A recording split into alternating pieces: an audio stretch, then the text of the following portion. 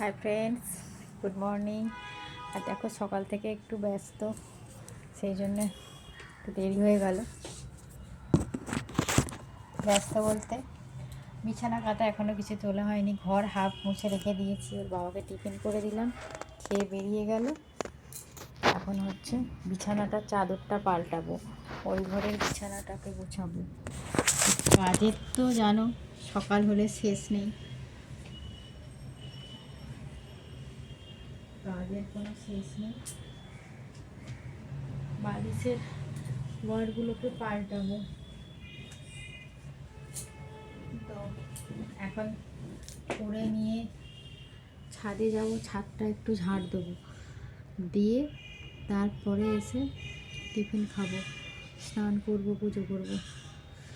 তো কাজের তো শেষ নেই, দেখতেই পাচ্ছ। এই যে বিছানা পাতার হাল দেখো, আমি এগুলোকে সব টেনে টেনে তুলি।